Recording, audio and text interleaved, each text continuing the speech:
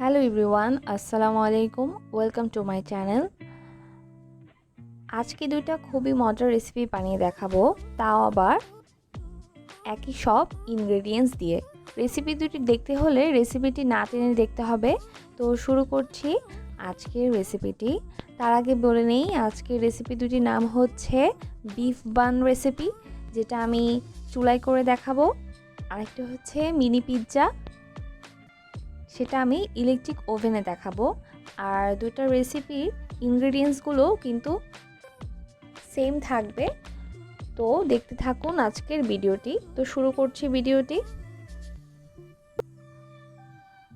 প্রথমেই 1 চা চামচ ইস্ট হালকা গরম পানিতে 15 মিনিটের জন্য রেস্টে রেখে দিব। এবার মিক্সিং বোলে দিয়ে দিচ্ছি 5 কাপের মতো ময়দা।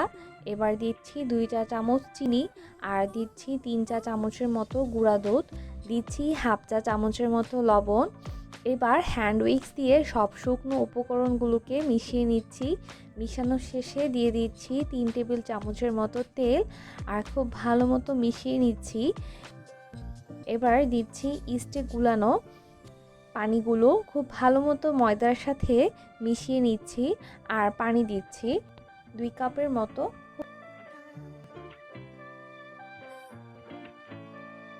খুব ভালো মতো ময়দার একটা ডো বানিয়ে নিয়েছি। এই ময়দার ডোটা রেস্টের জন্য রেখে দিচ্ছি প্রায় 2 ঘন্টার মতো। ফিরে আসছি 2 ঘন্টা পর। এই ফাঁকে আমি একটি মাংসের কিমা তৈরি করে নিচ্ছি, যেটা আমি পিৎজা এবং বানি ইউজ করব। তো প্রথমেই এটি হাঁড়িতে দিয়ে দিচ্ছি হাফ কাপের মতো তেল, আর দিচ্ছি 1 কাপের মতো পেঁয়াজ কুচি। খুব ভালো মতো পেঁয়াজটা এখন রান্না করে নিব। প্রায় 5 থেকে 7 মিনিটের মতো এই পেঁয়াজটাকে রান্না করে নিব। এটাকে বেরেস্তা করা যাবে না, জাস্ট একটু সেদ্ধ হবে পেঁয়াজটা।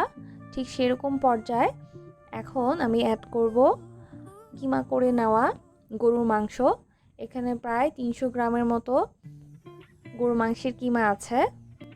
আজকের এই কিমাতে আমি খুব বেশি মশলা ইউজ করছি না,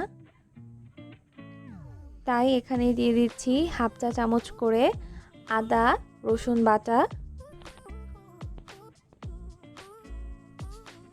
আর দিচ্ছি 1 চা চামচের মতো কালো গোলমরিচের গুঁড়া। এবার খুব ভালো মতো নেড়ে চেড়ে মিশিয়ে নিচ্ছি। এই কিমাটা হতে খুব বেশি টাইম লাগবে না, আর এই কিমাটাতে আমি কোনো পানি ইউজ করব না। এই তো এখন দিয়ে দিচ্ছি স্বাদ মতো লবণ। এই লবণটা দেওয়ার পর কিমা থেকে বেশ কিছুটা পানি বের হবে, এবং ওই পানি দিয়েই কিন্তু এই মাংসটা রান্না হয়ে যাবে। আর এখন দিয়ে দিলাম 1 চা চামচের মতো লাল মরিচের গুঁড়া। এবার এখন ঢেকে দিচ্ছি। প্রায় 5 থেকে 7 মিনিট পর ঢাকনা খুলে দিয়ে দিচ্ছি প্যাকেট ম্যাজিক মশলা। এই মশলাটা ইউজ করলে কিন্তু এই কিমাটা খুব বেশি মজা হয়ে থাকে। এবার আমি 2 ঘন্টা পর এই ময়দাটা মিক্সিং বল থেকে উঠিয়ে নিচ্ছি এবং খুব ভালো মতো মথে নিচ্ছি, যেন এই ময়দাতে থাকা বাষ্পগুলো বের হয়ে যায়। এবং খুব ভালো মতো, দেখতেই পাচ্ছেন, খুব ভালো মতো এটাকে মথে নিব, রুটিটা আরও সফট হবে, নরম হবে। এই তো আমি বেশ কিছুটা তেল ইউজ করছি, আবার ভালো মতো মথে নিচ্ছি।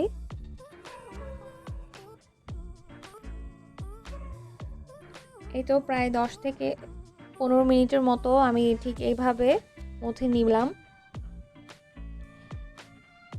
এবার আমি এই আটার থেকে প্রায় অর্ধেকটা তুলে নিয়েছি, আর বাকি অর্ধেকটা এখন আমি একটা ছুরির সাহায্যে কেটে নিচ্ছি।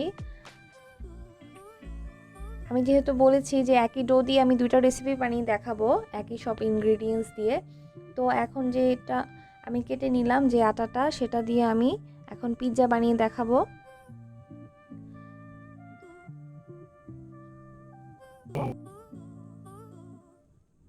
এই তো আমি গোল গোল শেপ করে পিৎজার জন্য এরকম গোল গোল করে শেপ করে রাউন্ড করে নিচ্ছি। এবার ওভেন ট্রেতে আমি কিছুটা তেল দিয়ে ব্রাশ করে দিচ্ছি। আমি এই ওভেন ট্রেতেই আজকের পিৎজাগুলো বেক করব। তো আমি আগে ট্রেটা প্রিপেয়ার করে রাখছি। এই তো আমি একটা রুটির মতো রাউন্ড শেপ করে নিয়েছি, আপনারা মনোযোগ দিয়ে দেখলেই বুঝতে পারবেন। এই তো প্রথমে একটি গোল রুটির মতো নিয়েছি এবং আমি হাতে তেল নিয়ে যেভাবে দু হাতের সাহায্যে প্রেস করে করে ছড়িয়ে দিচ্ছি চারিদিকে, যতটা পাতলা করে ছড়ানো যায়। এই তো এবার আমি দুপাশ থেকে একত্র করে এভাবে রাউন্ড করে নিচ্ছি। ভিডিওটি দেখে হয়তো আপনারা বুঝতে পারছেন। ঠিক এভাবে আমি প্রত্যেকটা মিনি পিৎজার জন্য রুটিটাকে এভাবে শেপ করে নেব। এটা আমি প্রায় 9টার মতো ঠিক এরকম পিৎজা বানিয়ে নিয়েছি।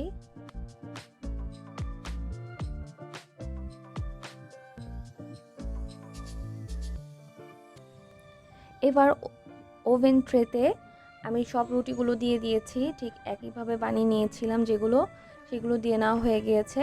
এখন দিয়ে দিচ্ছি আমাদের আজকে বানিয়ে নেওয়া কিমাগুলো, মাংসের কিমা। এই তো হাত দিয়ে আমি দিয়ে দিচ্ছি। সবগুলো কিমা দেওয়া হয়ে গিয়েছে। এখন আমি স্লাইস করে কেটে নেওয়া চিজ দিয়ে দিচ্ছি। এই চিজটাই কিন্তু পিৎজার স্বাদটাকে বহুগুণ বাড়িয়ে দিবে, তবে আপনারা চাইলে স্কিপও করতে পারেন। চিজ দেওয়া শেষ, এবার চিজের উপরে দিয়ে দিচ্ছি অরিগ্যানো। এটা কিন্তু পিৎজার একটা সিক্রেট রেসিপি। বাহিরের রেস্টুরেন্টগুলোতে পিৎজাতে কিন্তু এই স্পাইস অরিগ্যানোটা কিন্তু ইউজ করে। তো তো আমি এখন ওভেনে দিয়ে দিচ্ছি 180 ডিগ্রি তাপমাত্রায় 20 মিনিটের জন্য বেক করে নিব। ফিরে আসছি 20 মিনিট পর। এই তো আমাদের মিনি পিৎজাগুলো কিন্তু একদম রেডি আর খুবই টেস্টি হয়েছে, আপনারা অবশ্যই ট্রাই করবেন। এখন আমি বানিয়ে দেখাবো আজকের বিফ বানগুলো। এই তো আমি অর্ধেকটা ডো উঠিয়ে রেখেছিলাম, এখন এই তো আমি গোল গোল গোল করে নিচ্ছি। আপনারা ভিডিওটি দেখলেই বুঝতে পারবেন যে গোল করা হলে তার অপর পাশে আমি একটু হাত দিয়ে একটু ছড়িয়ে দিচ্ছি। আমি কিমাটা এখন এটার ভিতর ভালো মতো সেট করে নিব। এই তো এই ভিডিওটা তাদের জন্য যাদের ওভেন নেই, তারা কিন্তু এইভাবেও এই বানটাকে এনজয় করতে পারেন, এই বিফ বানটাকে।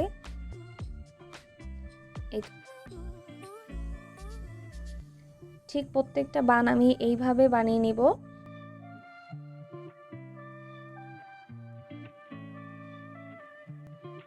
উপর থেকে কিছুটা ডিম ব্রাশ করে আমি ডুবো তেলে ভেজে নিব।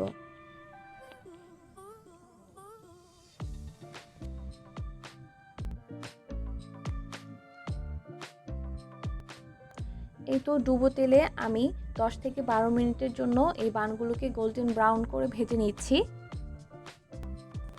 প্রথম 6 মিনিট এক সাইড ভেজে নেওয়া হয়ে গিয়েছে।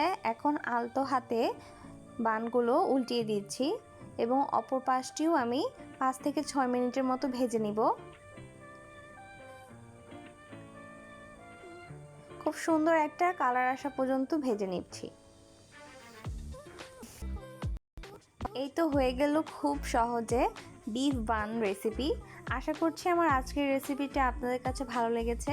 ভালো লাগলে আমার চ্যানেলটি সাবস্ক্রাইব করুন, ভিডিওটিতে একটি লাইক দিন আর শেয়ার করতে পারেন সবার সাথে। আজ এখানেই বিদায় নিচ্ছি, সবাই খুব ভালো থাকবেন। আল্লাহ হাফেজ।